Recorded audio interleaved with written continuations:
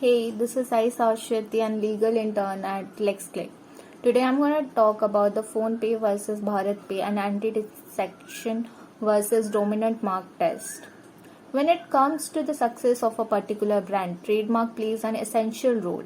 Trademarks of a brand are its unique identification captured in various elements such as color, scheme, logo, etc. The first step towards an effective branding strategy is trademark registration. However, as simple as it may sound, registration is a complicated process riddled with various steps and possible roadblocks that may arise on the way. Companies are often pitted against each other, claiming the exclusivity over a particular mark. Often, one claims to be an exclusive owner of a mark, alleging infringement by other party. The recent trademark battle between PhonePe and BharatPe is classical example of the situation elaborate above. The judgment laid down by the Delhi High Court not only put a controversy to rest but also compressive dealt with the test employed by the courts in determining the similarity between two marks. The commonly known UPI payment transfer company PhonePe had filed an application of interim injunction against another online payment service provider, BharatPe, in the Delhi High Court. While both are preliminary online payment service, it must be pointed out that the defendant BharatPe is a merchant exclusive business.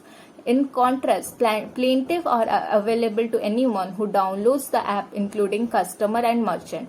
The plaintiff and the defendant used the mark PhonePe and BharatPe respectively. The plaintiff alleged that the use of word BharatPe and the mark used by the defendant were deceptively similar and infringed the plaintiff registered trademark. Along with the passing of plaintiff service, they claimed that PE pay was an essentially dominant part of their composite mark and constitute a distinguished element. The plaintiff further claimed that the PE pay is an invented word and is combination with phone. It creates a unique mark. The plaintiff consequently sued the defendant seeking a permanent injunction against the use of mark PE pay or any deceptive variant of PhonePe.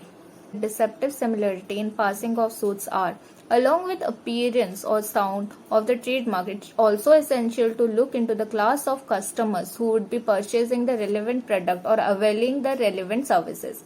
Further, the nature of goods and services is also relevant. While in opposition to registration proceeding, it is for the defendant to prove the deceptive similarity in case of passing of action. The onus of proof lies on the plaintiff. In dealing with the judge based on the state of mind of consumer and whether they can differentiate of the two marks. When dealing with the phonetic marks, it is essential to factor in careless pronunciation and speech due to imperfect recollection and rules out of meticulous comparison of the words of syllables.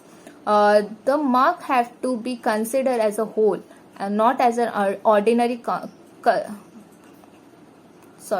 the marks have to be considered as a whole, as an ordinary consumer would not split a word or name in the trademark into its component.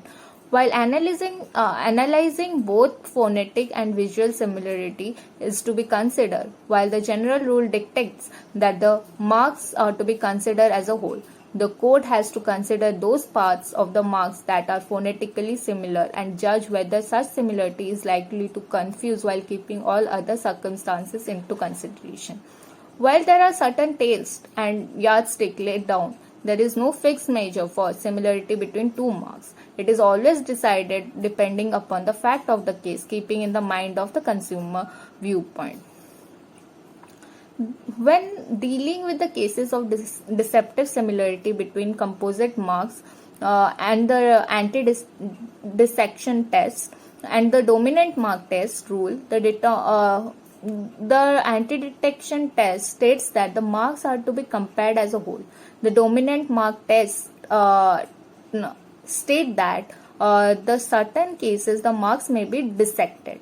In order to discern any dominant part of the mark to analyze if the mark is used by the defendant is infringing upon that.